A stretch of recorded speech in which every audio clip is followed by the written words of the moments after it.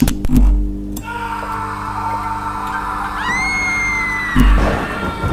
everybody, how's it going? Welcome back to Reading in the Dark. Byron here. So as of last night, SPOOK-A-THON, the readathon that I was taking part in, is over. Totally done, and I actually completed every challenge. I read 7 books. 3 of them were very short, scary stories to tell in the dark books, which are illustrated, which I originally counted as 1 book, but really it was 3. So technically, I read 7 books in 7 days. That is the first time I have ever actually completed a readathon, so I'm feeling pretty awesome about that. That said, it is still October. Halloween has not come yet. It is still my favorite time of year, and there are still some things that I want to read. So, because it's only the 22nd right now, I still have like 8 or 9 nights left for reading. So, I thought what I would do is make a short little TBR for Halloween. So this is my Halloween 2018 TBR video here at Reading in the Dark. I want to make Halloween last as long as I possibly can. So, I already knew some of these books before SPOOK-A-THON, and then I recently learned about a couple of them. So there are some old books on my TBR. There are some new books on my TBR. There's a classic. So let me just dive right in. Here are the books that I would like to try and read by Halloween, or at least finish shortly thereafter. I probably won't get to all of these, and that's fine, because this is not a readathon. This is just life. So my TBR for the next 10-ish days is as follows. So I'm going to definitely reread Dracula by Bram Stoker. That's the first one I'm going to pick up because I love it. I have an Amazon Classics edition on my Kindle, which is like 496 pages. So it's chunker-y, but it's not gigantic. And because I've read it before, I know what to expect, and I think it'll be really, really, really fun to reread this. This book I mentioned in my Every Book I Think I Ever Read video, which I'll link in the description below. And I went into some detail about why I love Dracula. It's very, very long, and it's very, very long-winded. Basically, Dracula is this long, windy, gothic horror novel by Bram Stoker, which is just chock full of very antiquated Victorian notions. And there's a lot of very sort of like old school, quasi-misogynist stuff that's easy to see right through when you read the book.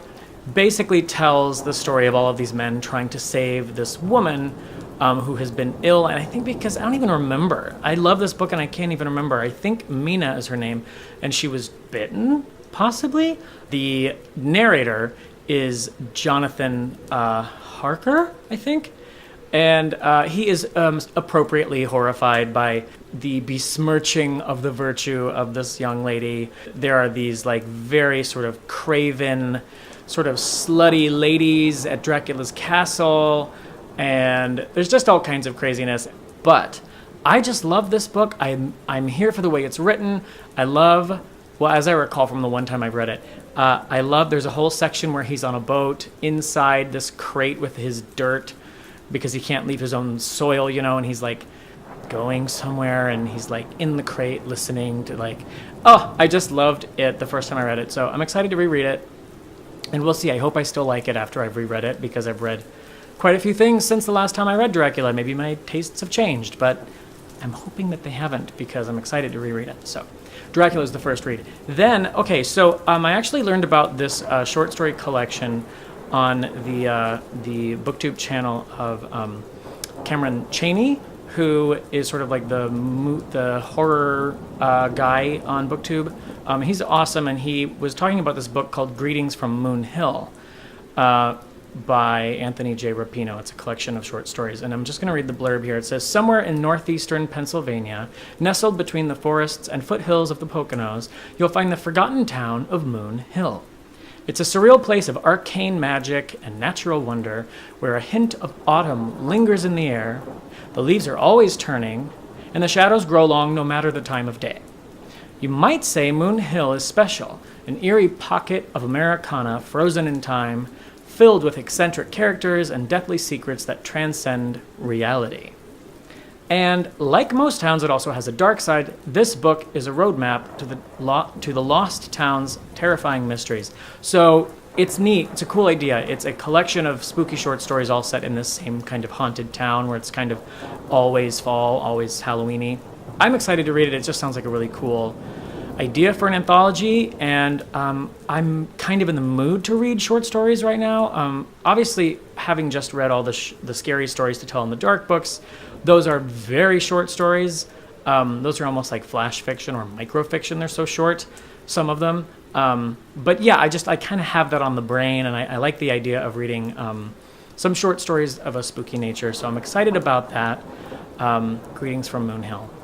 Let's see, the next book that I would like to read is another vampire little tome called Interview with the Vampire. This is by Anne Rice. Obviously, this is a very famous book, and it was made into a movie, and it's a long series now, and I have a feeling that if I like this book, I will be good to go for vampire books for a while because there are many books in this series. I'm going to read the blurb because I don't really know anything about it except I saw the movie a long time ago, and I know it's like an interview with the vampire telling his life story, but like beyond that, there's got to be something more, right? So let me just read this. Here are the confessions of a vampire.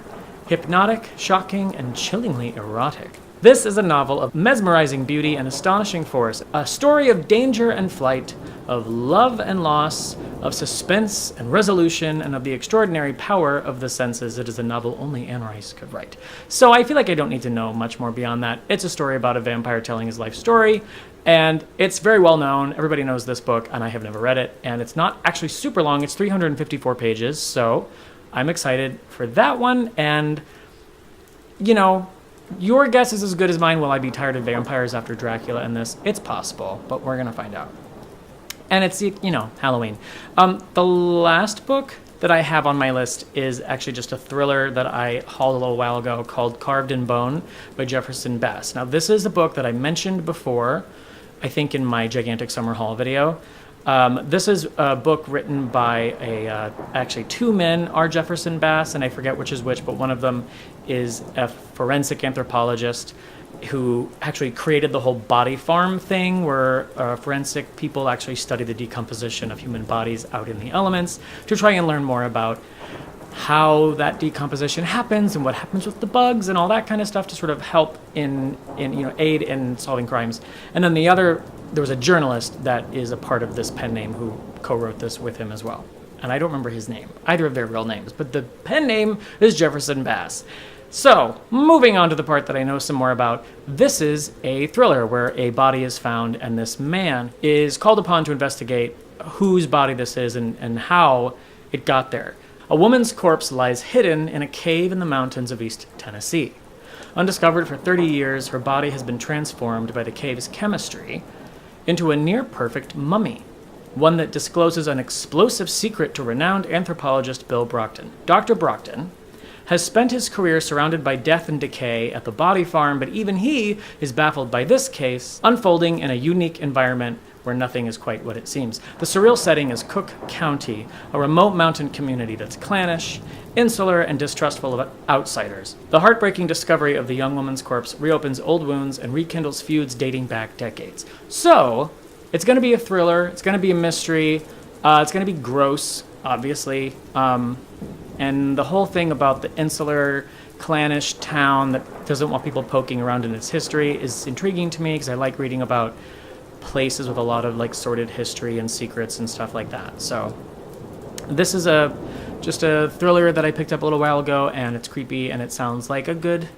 choice for the week of Halloween, and I might pick this up in between bouts of reading, the incredible gothic horror classic that is Dracula if I am feeling overwhelmed. There was a novelization made of Halloween, the John Carpenter film, which just had a sequel released, written by Curtis Richards, and you cannot get a copy of this book.